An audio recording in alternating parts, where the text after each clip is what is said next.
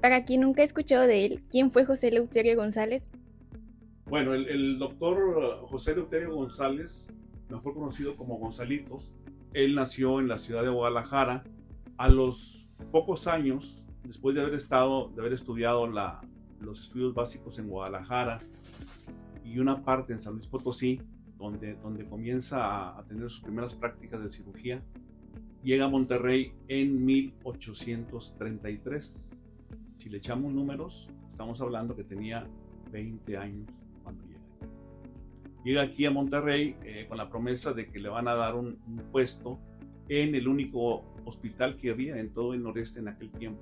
Hablamos del Hospital de Pobres o el Hospital de Nuestra Señora del Rosario, que estaba ubicado donde hoy está el inmueble del Museo de Culturas Populares y la Casa del Campesino. Un inmueble que data desde mediados del siglo XVIII y es hoy por hoy el edificio más antiguo de Monterrey. No es el obispado como luego muchos creemos, ¿no? Bueno, pues ahí llega el joven Gonzalitos a los 20 años de edad con una ciudad que apenas supera los 12,000 habitantes y que tiene graves problemas de salud pública, epidemias sobre todo, y en el caso del hospital, pues pocos recursos económicos y una gran demanda de servicios hospitalarios, porque, insisto, era el único nosocomio que había en aquel tiempo.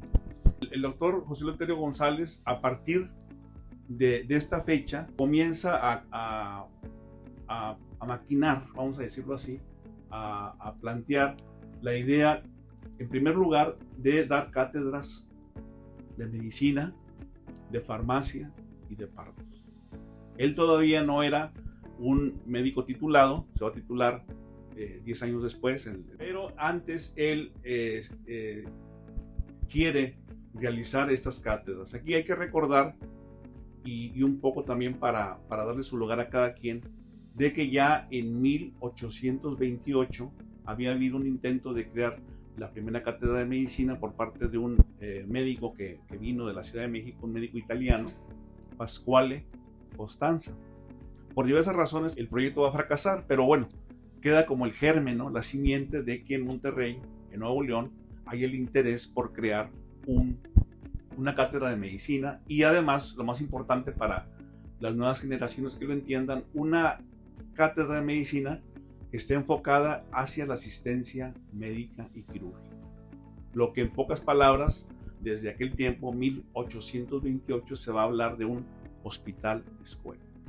Concepto que va a acuñar, obviamente, con mejores condiciones, el joven Gonzalitos, que ya la gente comenzaba a llamarle así por la edad que tenía. Era el niño médico, muy querido y muy esforzado. Ahora, para los estudiantes de medicina del 2026, ¿qué figura representa el doctor José Eleuterio González?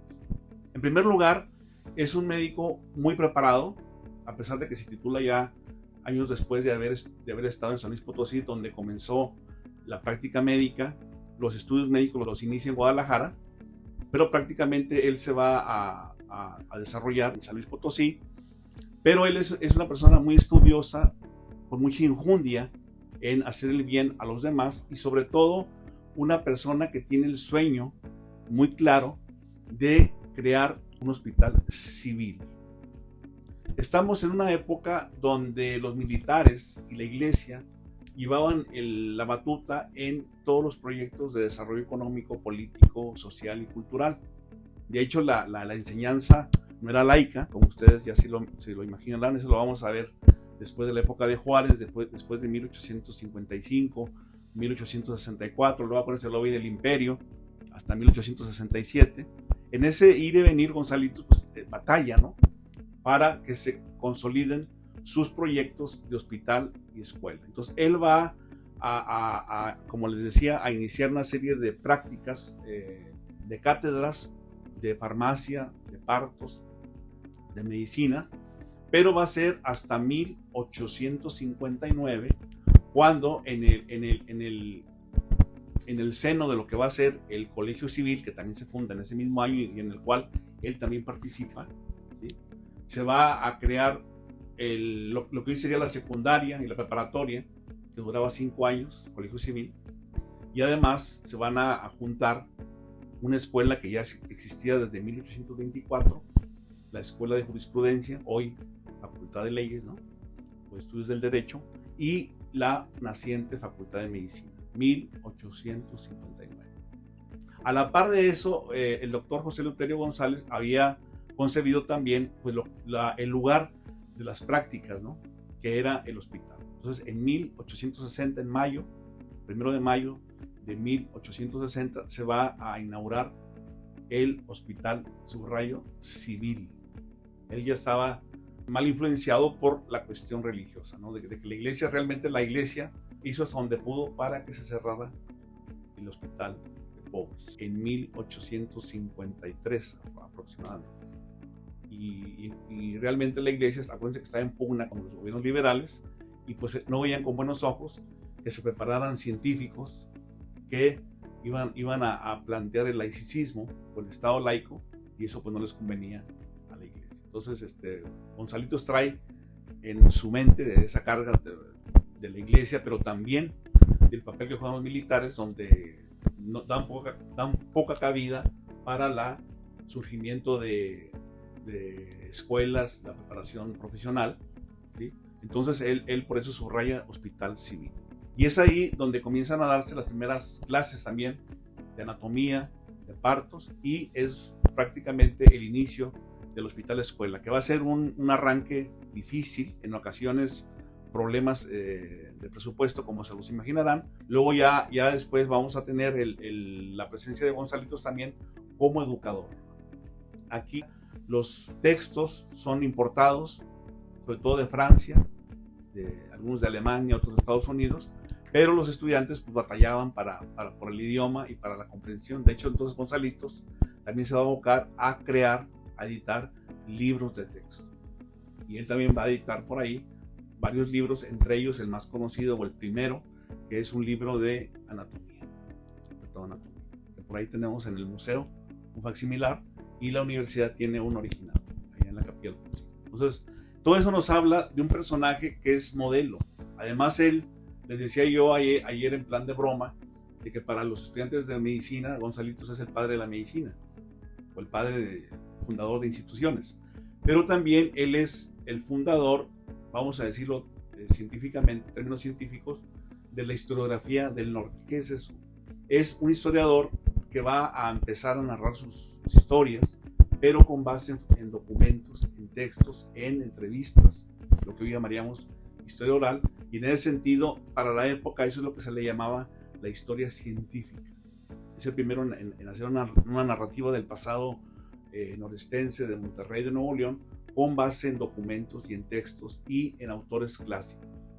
Y ahí tiene entonces también una historia de Nuevo León, desde los orígenes del estado hasta la época anterior a él, de 1821. Hasta ahí llega Gonzalitos.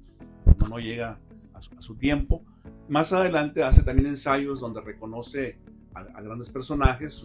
Él es fan, por ejemplo, del padre Mier, que es otro personaje también importante de Nuevo León, y le dedica mucho tiempo. Incluso tiene por ahí las biografías del padre Mier, que fueron dadas a conocer a finales del siglo XIX, y que son de los textos de historia más leídos del doctor José Eleuterio González.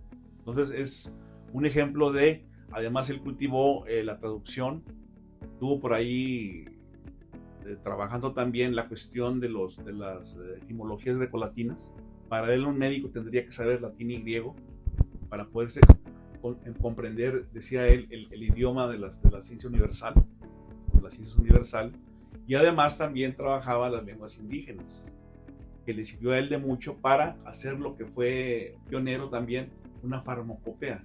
Él hizo un tratado de plantas, donde él decía, es que las medicinas son muy caras, necesitamos que los estudiantes estudien las plantas para poder obtener de ahí medicamentos que sean baratos y apropiados para la sociedad. Entonces él también tiene un tratado de plantas y varios ensayos también de tipo científico. Entonces es un gran personaje, un personaje modelo, pero sobre todo que nos quede claro su proyecto que tiene que ver con la medicina, que es la creación de la escuela, 1859, la fundación del Hospital Civil, que fue 1860, un año después, en el cual concurre con mucha gente que él gestiona, y también años antes, 1851, gestiona, propicia que se funde el Consejo de Salubridad, lo que hoy sería la Secretaría de...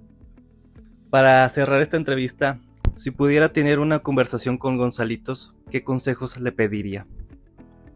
Bueno, sobre todo que me enseñara a tener su paciencia, su visión, un tipo muy visionario, y sobre todo su gusto por la cultura, porque él no nada más leía medicina, leyó a todos los clásicos de la medicina, sino que también leyó toda la literatura grecolatina, estudió los clásicos, estudió a los historiadores de México, Lucas Alamán, Carlos María de Bustamante, Padre Mier, hace rato, ¿no? Entonces creo yo, era una enciclopedia ambulante, pero no era un tipo que el conocimiento era banal, sino que al contrario, lo aplicaba, lo compartía, era un gran conversador según los que lo leyeron. Entonces yo sí le pediría esos tips, ¿no? Cómo llegar a ser tan fregón, ¿verdad? Y sobre todo esa paciencia, ¿no? Que se requiere, porque imagínense, a él le tocó vivir épocas de guerras civiles, de epidemias, de crisis alimentaria, y todo eso lo pudo superar. Y además, lo que dijimos antes tras bambalinas, la vida personal que no fue tampoco en su principio muy atractiva, ¿no?